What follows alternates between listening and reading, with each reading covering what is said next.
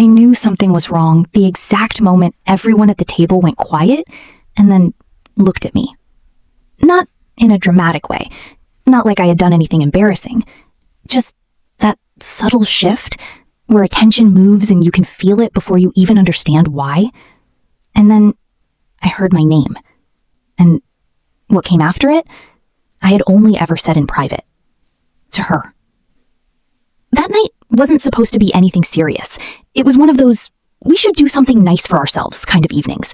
We had both been busy for weeks, barely seeing each other, so when she suggested dinner, I actually felt relieved. Like, finally, we get to catch up properly. She picked the place. It was one of those quiet, upscale restaurants, not loud, not crowded, just soft music, dim lighting, the kind of place where people speak in calm tones and everything feels curated. When I got there, she was already seated, and she looked exactly like she always did. Put together, warm, smiling like nothing in the world was off. She stood up, hugged me, said, "You look so good." And for a second, everything felt normal. Familiar. Safe. There were other people at the table too. A couple I had met once before, and 2 new faces. She introduced me, and I slid into the seat next to her, already relaxing into the evening. We ordered drinks, made small talk, laughed about random things. It felt easy. Effortless, even. The kind of energy you have with someone you've known for years, where you don't have to perform. And honestly, that's what made what happened next feel so jarring. Because it didn't come from tension. It came from comfort. She started telling a story. You know how some people naturally take over conversations? Not in an annoying way, but in a way where everyone leans in because they know it's going to be interesting? That was her. So I wasn't paying too much attention at first. I was sipping my drink, half listening, smiling at the right moments. Until she said something that made my body go still. She said, "Oh, that reminds me of when she..." And then she said my name. And then she said it. Not loudly, not like she was exposing me. Just casually. Like it was a normal, harmless detail. But it wasn't. It was something I had told her years ago. Something I had struggled with. Something I had trusted her with in a completely different setting. Just the 2 of us, sitting on her couch, talking about life in that quiet, honest way you only do with people you feel safe with. And now, it was in the middle of a dinner conversation with people I barely knew. I remember blinking. Like, actually blinking slower than normal.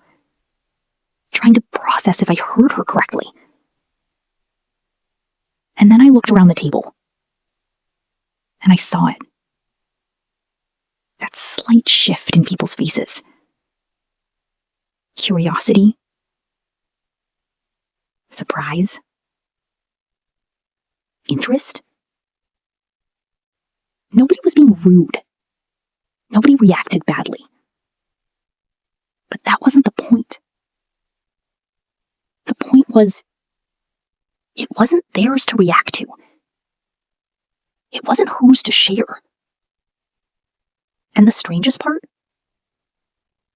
She didn't even look at me. Not once.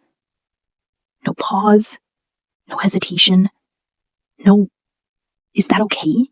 kind of glance. She just kept talking. And I just sat there. Smiling. Nodding. Acting like everything was fine. Because what do you even do in that moment? Do you interrupt and say, "Hey, can you not share that?" Do you laugh it off and pretend it doesn't matter?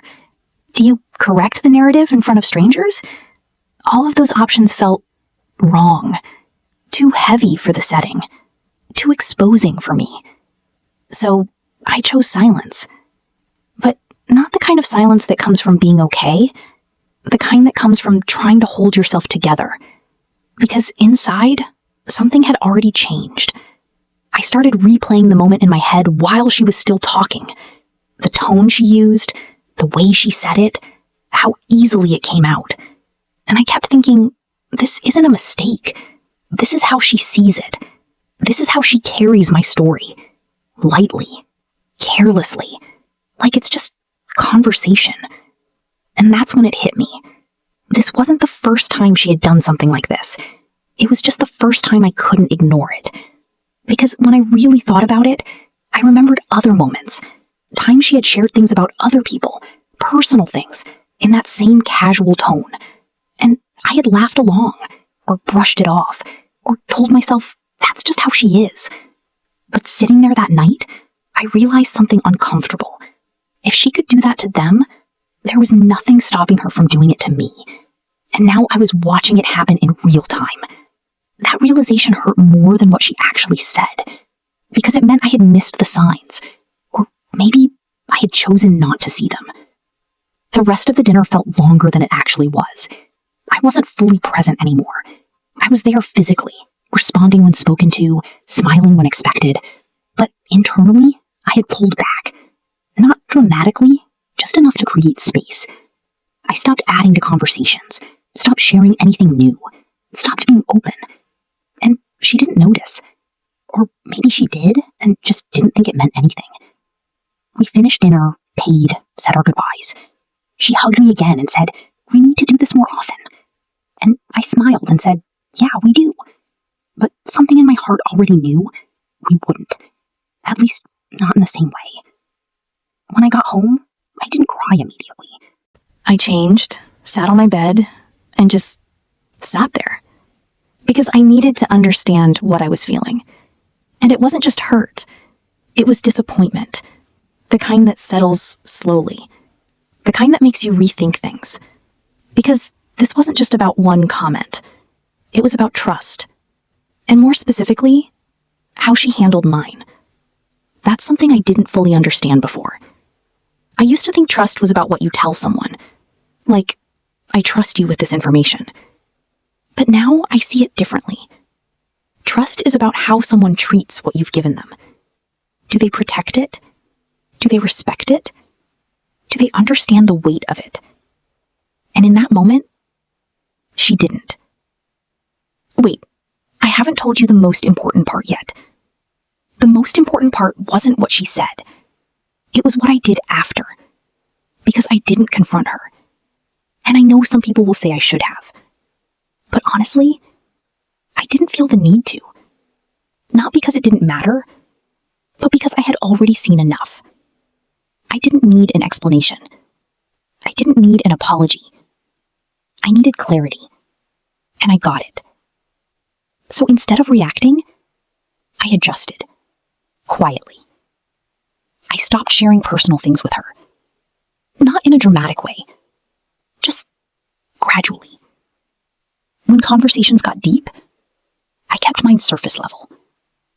When she asked certain questions, I answered, but not fully. I started paying attention to how I felt around her, instead of how long we had known each other. And that changed everything. Because once you start noticing how you feel, you can't unsee it.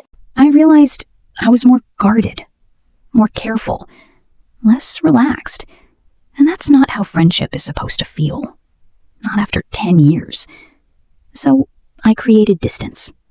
Not by cutting her off, but by stepping back. Letting the dynamic shift naturally. Not forcing closeness where it no longer felt right. And over time, the friendship faded. No big fight, no dramatic ending. Just less. Fewer calls, fewer meetups, less access. Until one day, we were just people who used to know each other. And I won't lie to you, that hurt. More than I expected. Because romantic breakups, you prepare for those. You see them coming. But friendships like this, they end quietly. And that silence can be heavier. But there was also something else. Relief. Because I no longer had to question if what I shared would stay safe. I no longer had to shrink parts of myself just to maintain a connection. And I learned something. carry with me now. Not everyone who has history with you has the capacity to hold your present. And that's okay. It doesn't make them a bad person. But it does mean you have to be honest about what you need. For me, I need friends who understand that vulnerability is not content. It's not something to pass around in conversation. It's something you hold carefully, even when the person who shared it isn't there to hear you. So, if you've ever experienced something like this, or someone you trusted shared something that wasn't theirs to share, I want you to know you're not overreacting, and you're not wrong for feeling the way you do. Sometimes the biggest lessons don't come from loud betrayals. They come from quiet ones. The kind that change how you see people, and how you protect yourself. I'd really love to hear your experience. Have you ever had a moment like that, where something small revealed something big? Share it in the comments. You never know who might relate to your story. And if this resonated with you, if it felt real in a way you didn't expect, go ahead and subscribe to GistOver Cooking. Because here, it's not just about what we're making. It's about the stories we carry while we're making it. I'll see you in the next one.